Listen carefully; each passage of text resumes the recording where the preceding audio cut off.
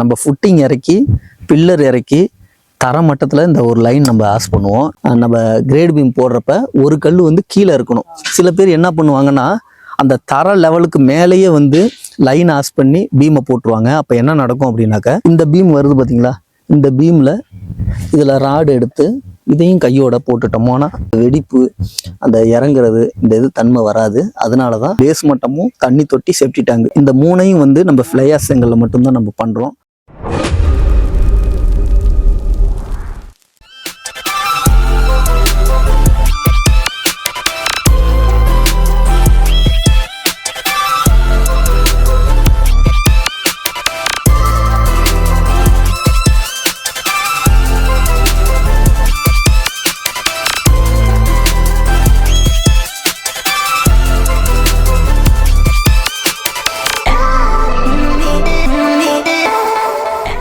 இன்றைக்கி பார்த்தீங்கன்னாக்கா சூலூரில் கரடி வாங்கிற இடத்துல இருக்கிறோம். மோகன் அவர் சைட்டில் இருக்கிறோம். நம்ம இன்றைக்கி எதை பற்றின வீடியோ அப்படின்னு பார்த்தீங்கன்னாக்கா, சுற்றிலும் பாருங்கள். இப்போ இந்த லைன்ஸ் பாருங்கள். ஒரு லைன் வந்து அதாவது நம்ம ஃபுட்டிங் இறக்கி பில்லர் இறக்கி தர மட்டத்தில் இந்த ஒரு லைன் நம்ம ஆஸ் பண்ணுவோம். இதுக்கு மேலே பார்த்தீங்கன்னாக்கா 1 அடி பீமு, அதாவது இவ்வளோ தூரம் வரும் உங்களுக்கு. இந்த லைன் எப்பயுமே இதுதான் வந்து தர. இந்த தரைக்கும் இந்த செங்கலும் எவ்வளோ கீழே இருக்குன்னு பாருங்கள்.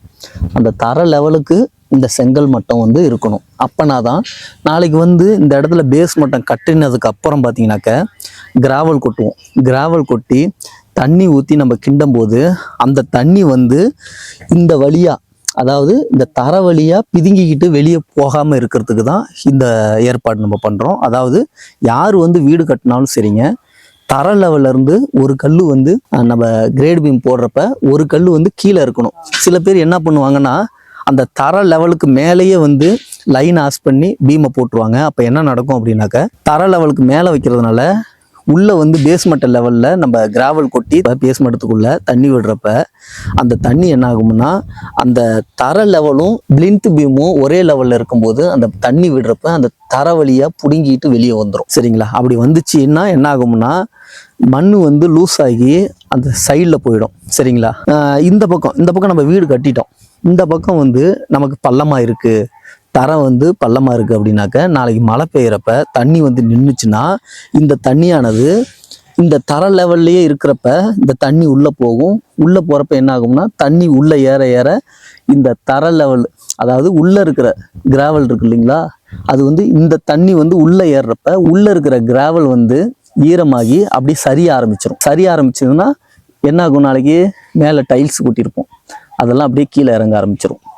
இது வந்து பெரிய பிரச்சனையில் உண்டாக்கிடும். சரிங்களா? அதனால எப்பயுமே பார்த்தீங்கன்னாக்க இந்த வரி ஆஸ் பண்ணுறது வந்து தர லெவல்லேருந்து ஒரு 1/2 அடி இல்லைன்னா ஒரு 5 இன்ச்சு கீழே வர மாதிரி ஆஸ் பண்ணி நம்ம எப்பயுமே வீடு கட்ட ஆரம்பிங்க. இது வந்து ஒரு சின்ன வீடு தான். இந்த வீடு பார்த்தீங்கன்னாக்கா 450 ஸ்கொயர் ஃபீட் வருங்க. ஆனால் என்னன்னா இந்த சின்ன வீடை கூட நம்ம எதுக்கு பண்ணுறோம் அப்படின்னாக்க, கஸ்டமர் வந்து எனக்கு வீடு கட்டி கொடுங்க அப்படின்னு சொல்கிறப்ப நம்மளால் வந்து சின்ன வீடு தானே, நம்ம இதை பண்ணி நமக்கு என்ன லாபம் வரப்போகுது அப்படின்னு நினைக்காம, எனக்கு லாபம் இல்லை தாங்க, இருந்தாலும் வந்து சொல்கிறாங்க நம்ம பண்ணி கொடுப்போம், நம்மளை நம்பி வந்து கேட்குறாங்க, நம்ம பண்ணி கொடுப்போம் அப்படிங்கிற ஒரே காரணத்துக்காக தான் இதை நம்ம பண்ணிக்கிட்டு இருக்கிறோம். இது சின்ன வீடு.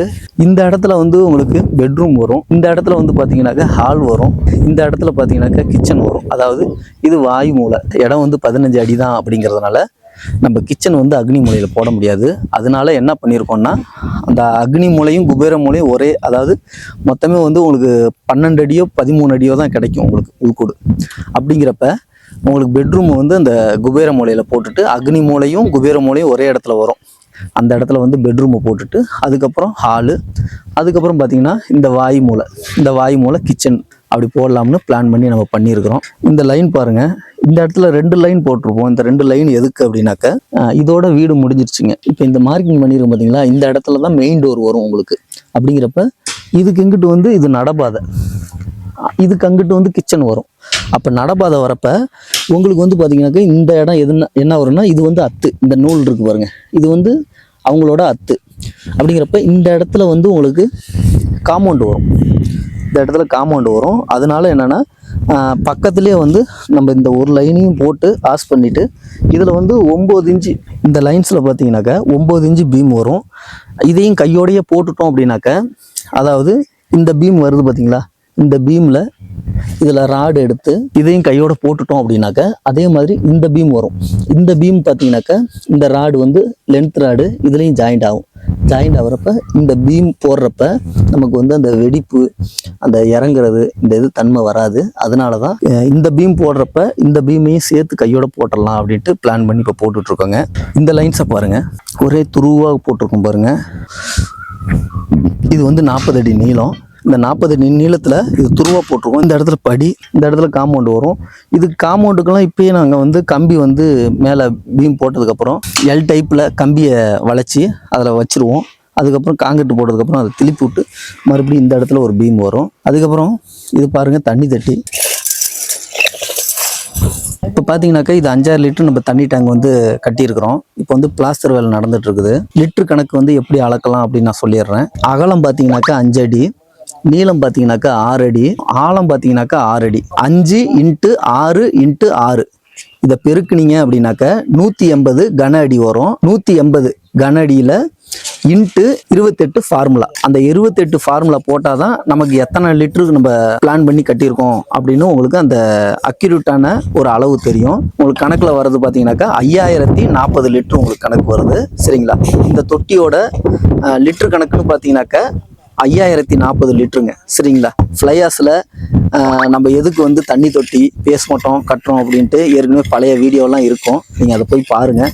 இது வந்து நீர் உறிஞ்சும் தன்மை கம்மி, அதனால வந்து நம்ம ஃப்ளையாஸில் கட்டுறோம். ரெண்டாவது கரையான் வந்து அரிக்காது. அதாவது செம்மண்ணில் தான் வந்து கரையான் வந்து ஊறும். செம்மண்ணில் வந்து அந்த செங்கலை தயாரிக்கிறதுனால கரையான் வந்து உள்ளே வரத்துக்கு, அதாவது வீட்டுக்குள்ளே வரத்துக்கு வாய்ப்பு அதிகம். அதனால வந்து நம்ம பேஸ் மட்டமும் தண்ணி தொட்டி சேஃப்டி டேங்க் இந்த மூணையும் வந்து நம்ம ஃப்ளையாஸ் செங்கலில் மட்டும்தான் நம்ம பண்ணுறோம். இந்த ஃப்ளையாஸ் செங்கல் நம்ம பயன்படுத்துறதுனால பார்த்தீங்கன்னாக்கா இது எம்சாண்டு, சிமெண்ட்டு, அப்புறமேட்டுக்கு பார்த்தீங்கன்னா சுண்ணாம்பு, இந்த மூணையும் மிக்சிங் பண்ணி இந்த ஃப்ளையாஸ் செங்கல் தயாரிக்கிறதுனால உங்களுக்கு வாட்ரு உறிஞ்சும் தன்மை கம்மி. சரிங்களா? அதே மாதிரி இதை மோந்து பார்த்தீங்க அப்படின்னாக்கா அந்த செம்மண் வாடை அடிக்காது. செம்மண் வாடை அடிச்சதுன்னா கரையான் வரும். சரிங்களா? அதனால வந்து நம்ம இந்த ஃப்ளையாஸ் செங்கல் நம்ம வந்து தண்ணி தொட்டிக்கு எல்லாமே நம்ம பிளான் பண்ணி கட்டியிருக்கிறோம். இந்த வீடியோ வந்து மிகவும் உங்களுக்கு பயனுள்ள வீடியோவாக அமைஞ்சிருக்கும் அப்படின்னு நான் நம்புகிறேன். உங்களுக்கு திருப்பூர், கோயம்புத்தூர், சூலூர் இந்த மாதிரி இடங்களில் வீடு கட்டணும் அப்படின்னு நீங்கள் நினைக்கிறீங்க அப்படின்னாக்கா என்னோட நம்பர் கீழே இருக்கும், கால் பண்ணி பேசுங்க. நம்ம நல்லபடியாக வீடு கட்டி தரலாம். இனி துவங்குவதெல்லாம் இனியதாய் துவங்கட்டும். லவன் பில்டர்ஸின் வணக்கம்.